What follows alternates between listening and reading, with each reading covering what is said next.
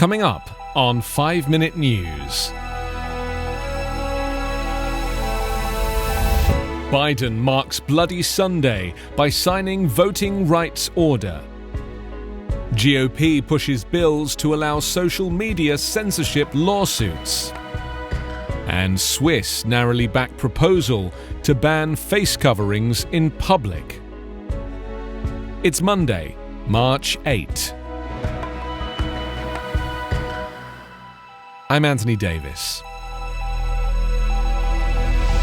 A new executive order from President Joe Biden directs federal agencies to take a series of steps to promote voting access, a move that comes as congressional Democrats press for a sweeping voting and elections bill to counter efforts by Republicans to restrict voting access.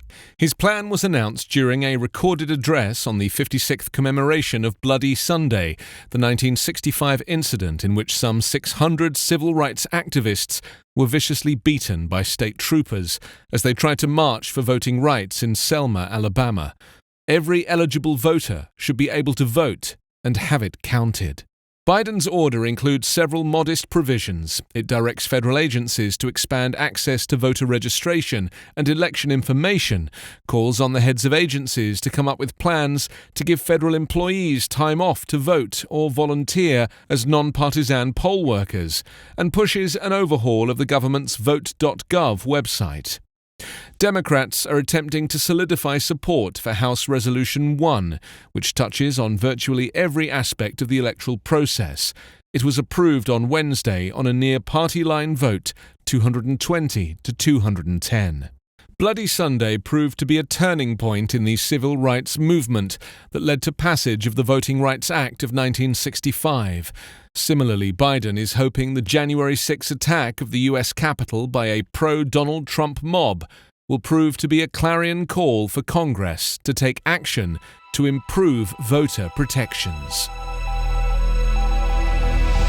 Republican state lawmakers are pushing for social media giants to face costly lawsuits for policing content on their websites, taking aim at a federal law that prevents internet companies from being sued for removing posts. GOP politicians in roughly 24 states have introduced bills that would allow for civil lawsuits against platforms for what they call the censorship of posts. Many protest the deletion of political and religious statements, according to the National Conference of State Legislatures.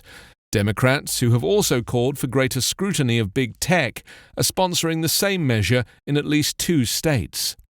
The federal liability shield has long been a target of former President Donald Trump and other Republicans, whose complaints about Silicon Valley stifling conservative viewpoints were amplified when the companies cracked down on misleading posts about the 2020 election. Twitter and Facebook, which are often criticized for opaque policing policies, took the additional step of silencing Trump on their platforms after the January 6 insurrection at the U.S. Capitol. Twitter has banned him, while a semi-independent panel is reviewing Facebook's indefinite suspension of his account and considering whether to reinstate access.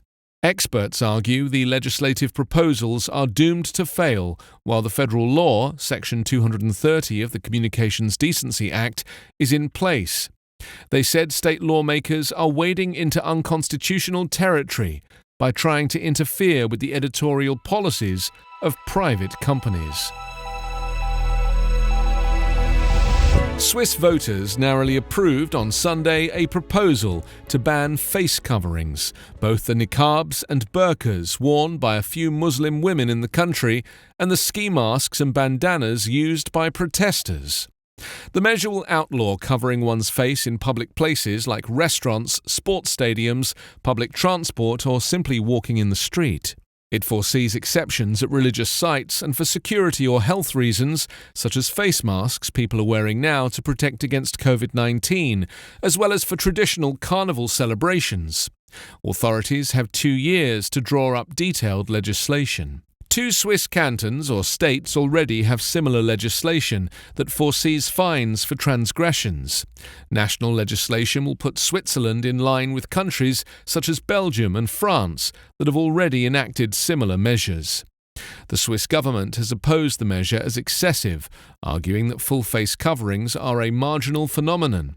It argued that the ban could harm tourism. Most Muslim women who wear such veils in Switzerland are visitors from well-heeled Persian Gulf states, who are often drawn to Swiss lakeside cities. Experts estimate that at most a few dozen Muslim women wear full-face coverings in the country of 8.5 million people. You can subscribe to 5 Minute News on YouTube with your preferred podcast app. Ask your smart speaker or enable 5 Minute News as your Amazon Alexa flash briefing skill. Subscribe, rate and review online at 5minute.news. 5 Minute News is an Evergreen Podcast covering politics, inequality, health and climate, delivering independent, unbiased and essential world news daily.